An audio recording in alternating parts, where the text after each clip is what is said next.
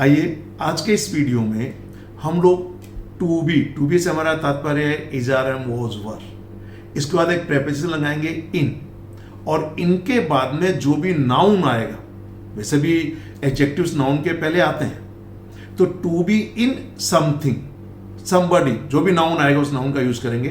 तो आज के हम जो इडियम्स लेंगे वो to be then preposition in then noun.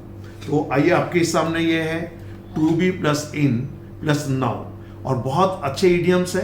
आज के इस कंप्लीट वीडियो में हम इन्हीं को सीखेंगे, टू बी इन, और बाकी हम लोग आगे के जो अलग इडियम है उनको फिर आगे लेंगे। तो ये पहला एक इंपॉर्टेंट इडियम है to be in the air. So to be in the air, कोई चीज हवा में होना, कहते हैं ना, किसी ने योजना बनाया कि यार मैं आने वाले टाइम में कोई ना कोई बिजनेस चालू करूंगा, तो किसी ने यार क्या प्लान है, कहते यार प्लान तो अभी बनाया ही नहीं, तो विचार क्या है, अभी वो विचार हवा में ही घूम रहा है।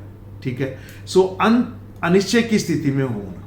टू बी अनसर्टेन, क्या क्या हो सकता है uncertain, any plan, scheme, decision etcetera.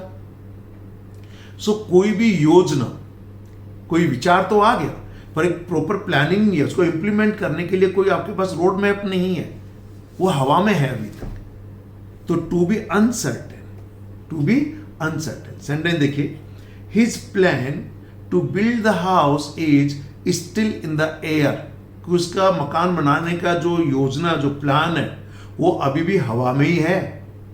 कहने का मतलब पैसा कहां से आएगा, जमीन कितनी लेगा, बनाने में कितना खर्च करेगा, ऐसी कोई भी उसने एक निश्चित तरीके से उसकी प्लानिंग नहीं की है। तो to be in the air यहां पर सटीक एक मुहावरा है। ठीक, अगला देखिए जो एसएससी में पूछा भी गया, एक बार आता है, किसी के आप प्रशंसा के पात्र हैं, तो to be in somebody's good book, या मैंने दोनों अपोजिट और ये अलग दिया, to be in somebody's good books. अगर आप उसका अपोजिट करना चाहते हैं, to be in somebody's bad book, तो ये दो इडियम है, to be in somebody's good books, to be in somebody's bad books. इसका मतलब है किसी का पसंद का व्यक्ति होना या किसी का नापसंद का व्यक्ति होना। तो किसी व्यक्ति की प्रशंसा या घृणा का पात्र होना, अगर प्रशंसा या उससे अच्छे संबंध है तो गुड बुक में है, कहते हैं यार वो तो उसकी बहुत गुड बुक में है, कहते हैं यार मैं आजकल उसकी गुड बुक में नहीं हूं, तो उसको बैड बुक्स में होना कह देते हैं। ठीक, सेंटेंस देखिएगा, the manager does not favour Reena because she is in his bad books nowadays, कि जो रीना है उसको मैनेजर बिल्कुल फेवर नहीं करता है। अब ये मैनेजर फेवर क्यों नहीं करता है, because she is in his bad books nowadays, कि वह आजकल उसकी बैड बुक्स में है, या कहना चाहिए she is not in his good books, वो उसके पसंद के व्यक्ति नहीं है। तो किसी के बैड बुक में होना, किसी की गुड बुक में होना। ठीक, तो अच्छा मुहावरा है। आइए नेक्स्ट देखिएगा, to be in the chair. Chair का मतलब होता है कुर्सी, इसका मतलब उस समय वह उस पद पर होना, चाहे वो कोई संगठन हो सकता है, कोई मीटिंग हो रही है तो वो उसकी अध्यक्षता कर रहा हो व्यक्ति हो सकता है, तो दोनों हो सकता है ना। क्या वो रिटायर हो गया, नहीं, he is still in the chair. खासतौर से मीटिंग का अध्यक्षता करना के लिए इसका ज्यादा यूज होता है। तो जैसे क्या है, to be the chairman of a meeting, किसी भी मीटिंग कॉन्फ्रेंस की अध्यक्षता का रोल निभाना। सो किसी सभा मीटिंग का प्रमुख या अध्यक्ष होना। सेंटेंस देखिए कि जब ये पूछा गया था ना, उस वक्त का ये सेंटेंस है, मैंने इसको चेंज नहीं किया है। ठीक, क्योंकि ये पुराना सेंटेंस मैंने लिया। When the meeting of the SAARC took place in 1986, कि 1986 में राजीव गांधी उस वक्त जिंदा थे। जब 1986 में सार्क की मीटिंग आयोजित की गई, mister Rajiv Gandhi was in the chair. Rajiv Gandhi उस मीटिंग की अध्यक्षता कर रहे थे, या उस मीटिंग के अध्यक्ष थे उस सार्क के।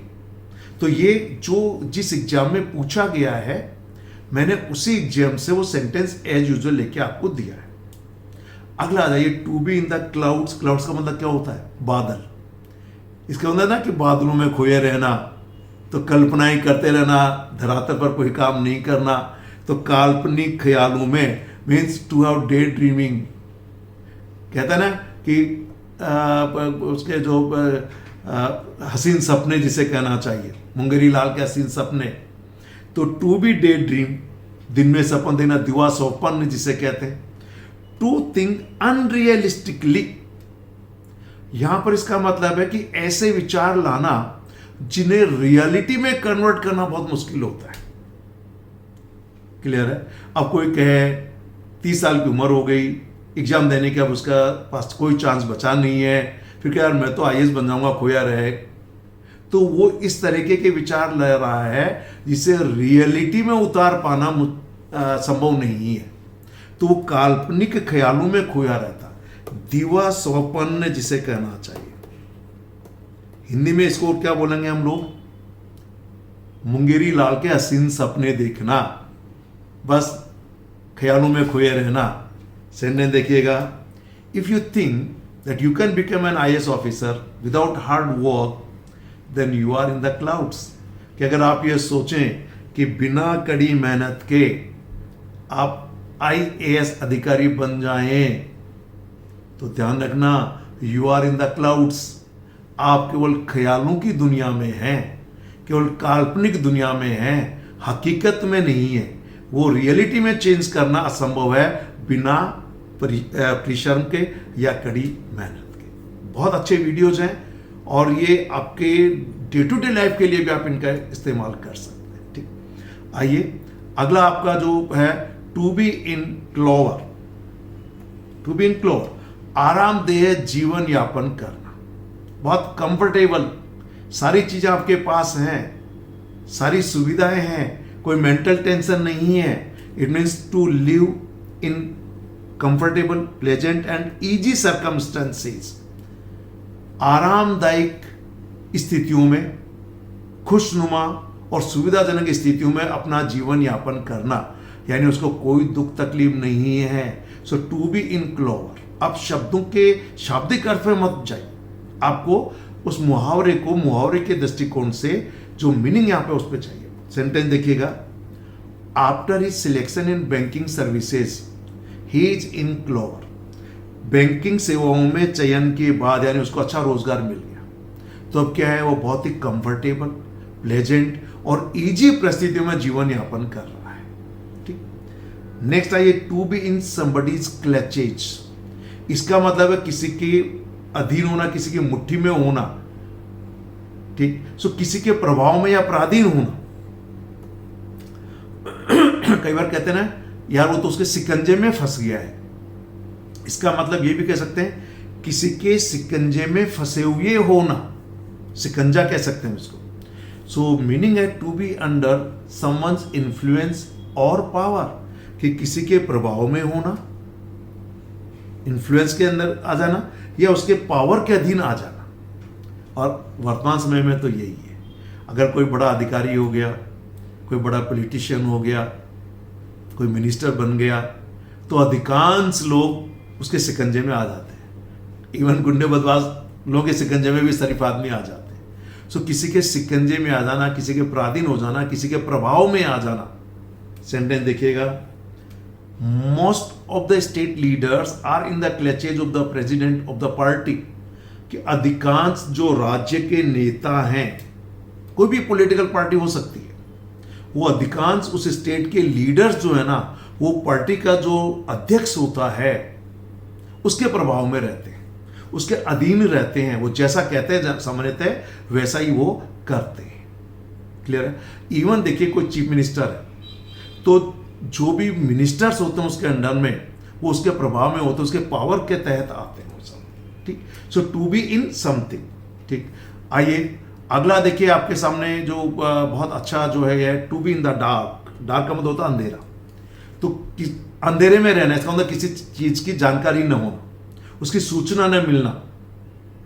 क्लियर है? तो to be in the dark यानी किसी बात या मामले की जानकारी या उसकी सूचना न होना। टू बी इग्नोरेंट, उसके बारे में कोई किसी प्रकार की खबर आपको नहीं मिली, आपको उसके बारे में कोई जानकारी नहीं, आप अंधेरे में हैं उस बात को लेकर।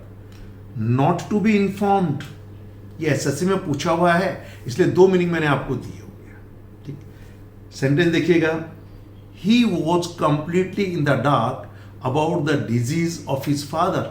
कि उसके पिताजी को जो बीमारी हुई, उस बीमारी को लेकर वह पूरी तरीके से इग्नोरेंट था। उसको उनके पिताजी की बीमारी के बारे में जानकारी नहीं थी, उसको पूरा अज्ञानी था उस बीमारी के बारे में, उसकी जानकारी, उसकी सूचना उसको नहीं है। ठीक, कई बार कहते हैं यार उसने मुझे तो अंधेरे में रख दिया, कहने मतलब उसने मुझे जानकारी नहीं दी। अगला देखिए, इसका शाब्दिक अर्थ से भी मीनिंग निकाल सकते हैं, to be in deep water. So to be in deep water, अगर मान लो कोई बहुत गहरा पानी है, उसमें किसी को पटक दिया जाए, तैरना आता नहीं तो क्या होगा, वो मुसीबत में फंस जाएगा।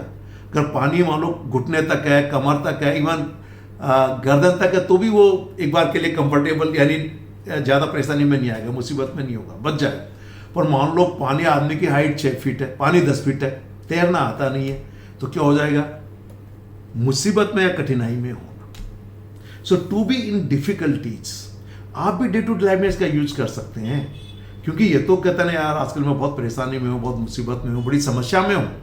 तो मुसीबत, समस्या, कठिनाई, प्रॉब्लम, डिफिकल्टी, जो भी आप यूज करें इस तरीके से। सेंटेंस देखिएगा, Mahesh misbehaved with the director, कि महेश ने डायरेक्टर के साथ दुर्व्यवहार किया।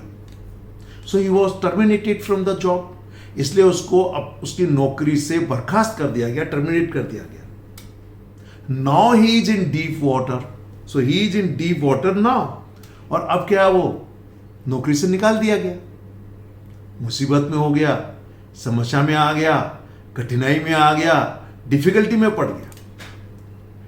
कई बार ये to be in hot water भी हो सकता है, टू बी इन, आगे कहीं आएगा एग्जाम में पूछा हुआ है, अगर आपको गरम गरम पानी में डाल दिया जाए तो क्या होगा, अगेन कठिनाई में हो गए, मुसीबत में हो गए।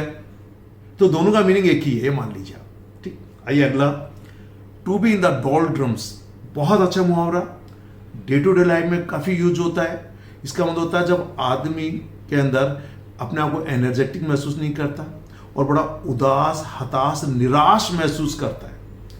ध्यान से देखिए, उदास, हताश, निराश महसूस करता है, तो इसे हम लोग कहते हैं मायूसी या उदासी की स्थिति में होना, हताशा की स्थिति में होना। To be in low spirits, depressed, हताश, निराश की स्थिति में होना, हार मानकर बैठ जा, तो he is in the doldrums. Sentence देखिएगा, most of the educated youth are in doldrums because of the unemployment, कि बेरोजगारी के कारण से आप लोग तो गुजर रहे हैं, जो भी पढ़े लिखे युवा जो एसएससी, बैंक, सीडीएस, एनडीए या अदर कॉम्पिटिटिव एग्जामिनेशन की तैयारी कर रहे हैं, 2-2, 3 दिन, 4-4, 5-5 साल कोचिंग क्लासेस में चक्कर काटने के बाद भी कई बार सिलेक्शन नहीं होते हैं, खूब मेहनत करते हैं, पढ़ते हैं तो भी नहीं होता है। तो आजकल अधिकांश लोग जो युवा वो क्या कर रहे हैं, हताश, निराश, मायूस, उदास महसूस कर रहे हैं। तो अपने आप से जोड़ लीजिए ना, ठीक, कि nowadays I am the doldrums because for last 5 years I have been preparing for various competitive examinations, but still I couldn't get success, so I am in the doldrums। ठीक इसी से मिलता अगला सेंटेंस है, to be in a fix या to be in mess, कोई कठिनाई या दुविधा में होना। To be in a fix, तो अब देखिए बेसिकली क्या है, फिक्स एक बहुत बेसिक वर्ड है, 6, 7, 8, 9, 10 का बच्चा भी इसका मीनिंग जानता है। जिनका कुछ फॉर्मल एजुकेशन स्कूल कॉलेज में नहीं हुई है, वो लोग भी कई बार फिक्स का यूज करते हैं, भैया जरा इसको फिक्स कर दो। वर्ब के रूप में भी, क्रिया के रूप में भी फिक्स के बहुत से मीनिंग होते हैं। केवल किसी चीज को किसी चीज पर परमानेंटली चिपका देना या फिक्स कर देना ही नहीं होता। फिक्स का मतलब डिसाइड करना भी हो सकता है, फिक्स का मतलब अरेंज करना भी हो सकता है, फिक्स का मतलब होता है किसी चीज को रिपेयर करना भी हो सकता है, सोल्व करना भी हो सकता है। It is very difficult for the prime minister to fix all the problems, कि समस्याओं को सुलझाना। My car is not working, can you please fix it. Even कुछ मील तैयार करके, भोजन तैयार करके किसी के खाने के लिए लगा देना। मैंने कहा भाई 2 मिनट इंतजार करो, मैं नाश्ता तैयार करके लगाता हूँ, just wait for 2 minutes, I will fix breakfast for you. और मैच फिक्सिंग भी होता है, यहां पर यह नाउन के रूप में यूज हुआ है। ठीक, तो इसका मतलब है दुविधा में होना, कठिनाई में होना, to be in difficult situation. ठीक है, so I was in a fix when I missed my train, जब मुझसे मेरी ट्रेन छूट गई। आप कहीं जा रहे हैं, मान लीजिए you are going to Indore to appear in some competitive examinations, but you got late and you missed your train by 5 minutes और 5 मिनट आपकी ट्रेन चूक गई, तो क्या हुआ? चक्कर में पड़ गए ना, आ गए ना मुसीबत में, हो गए ना डिफिकल्ट सिचुएशन में. So to be in a fix. Okay, next है to be in the limelight. बहुत अच्छा. इसका मतलब है जब कोई व्यक्ति एक बड़ा अचीवमेंट हासिल कर लेता है तो पूरी दुनिया उसको जान जाती है. अखबारों में, सोशल मीडिया पर, टेलीविजन्स पर उसके बारे में बड़ी बड़ी न्यूज़ खबर बन जाती है और लोग उसका दूर दूर तक पब्लिसिटी कर देते हैं. तो सब लोगों का ध्यान, अटेंशन उस व्यक्ति की तरफ चला जाता है. तो इसका मतलब हो जाता है वह व्यक्ति सब लोगों के अटेंशन का सेंटर बन गया, ध्यानाकर्षण केंद्र.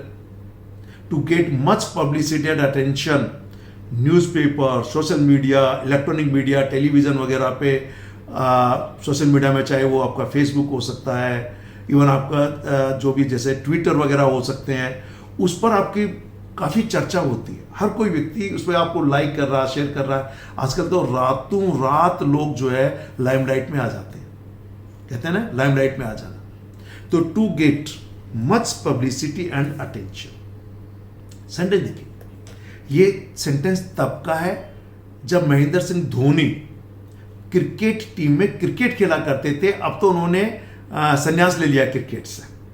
ये उस एग्जाम में पूछा हुआ सेंटेंस आपको दे रहा हूं. After winning the world cup, MS Dhoni is in the limelight. कि जब क्रिकेट का वर्ल्ड कप जीता गया तो जो महेंद्र सिंह धोनी जो थे वो सबके ध्यान का एक तरह से आकर्षण का केंद्र बन गए. Centre of attraction, centre of publicity, centre of attention. Clear? आइए टू बी इनका अगला देखते हैं. दो और अच्छे आपके हैं. To be in a flutter. इसका मतलब आने वाले समय में कोई मन में लग रहा कि कोई गलत हो सकता है तो उसको लेकर मन में एक बहुत कहना चाहिए निराशा वाली स्थिति मन में, दुविधा वाली स्थिति मन में, तकलीफ वाली स्थिति मन के अंदर आ जाता है. तो कहते हैं किसी अनहोनी की आशंका के कारण दुविधा में होना. Means nervous excitement because of unexpected difficulty. अभी हुई नहीं है, भविष्य में हो सकती है. अनएक्सपेक्टेड डिफिकल्टी हो सकती है, उसके कारण से नर्वस एक्साइटमेंट, क्या करूं क्या नहीं करूं, मन में घबराहट हो जाता है, हार्ट बीट बढ़ जाती है, कुछ लोगों का बीपी भी बढ़ जाता है. ठीक. सेंटेंस से देखिएगा. Sheela was in a flutter when she was informed about the failure in the examination. कि शीला एक तरीके से जब उसे एग्जाम में फेल होने की जानकारी दी गई तो she was in a Flutter कि अब आगे क्या होगा, मैं तो फेल हो गई, घर वाले क्या कहेंगे, अच्छी नौकरी मिलेगी कि नहीं मिलेगी. ऐसी स्थिति में जब आप आ जाते हैं तो क्या है? To be in a flutter. और मैंने आपको अभी कहा था ना to be in hot water, और इसके पहले आप पढ़ सकते to be in deep water. एक ही मीनिंग ऑलमोस्ट हो. To be in difficulty, to be in trouble, मुश्किल या तकलीफ में होना. आप एक दूसरे की जगह इसको यूज कर सकते हैं, कोई बहुत भारी इसमें ऐसा कोई अंतर नहीं है. तो आइए अगला आपके सामने है वर्क हार्ड. किसको सलाह दी गई है? कड़ी मेहनत करो, otherwise you may be in hot water if you don't get through the examination. कड़ी मेहनत करो वरना आप तकलीफ में आ जाओगे. You may be in hot water if you don't get through the examination. कि यदि आप एग्जाम में पास नहीं हुई है तो तकलीफ में आ जाओगे. तो ये जो भी ईडियम्स आप अभी तक पढ़ रहे हैं, मैंने अभी देखिए आपको जो पहले वीडियोस टू बी वाले जो करवाए उसमें अभी तक मैं करवा चुका हूं. टू बी प्लस डायरेक्टली कोई नाउन फ्रेज या एडजेक्टिव फ्रेज लगा देंगे. जैसे to be ill at ease, to be all ears, ध्यान से किसी को सुनना. तो टू बी प्लस नाउन या एडजेक्टिव का यूज हो गया. क्लियर? अगला मैंने आपको बताया to be at something. To be at loggerheads, to be at daggers drawn. और ये जो वीडियो मैंने आपको करवाया है यह है to be in plus noun. To be in hot water, to be in deep water, to be in a flutter, to be in a fix. ठीक. तो ये था टू बी इन. मैं अगले वीडियो में फिर आपको to be plus preposition then noun बताऊंगा। और ये सारे ईडियम्स कॉम्पिटिटिव एग्जामिनेशंस के लिए बहुत इंपॉर्टेंट माने जाते हैं।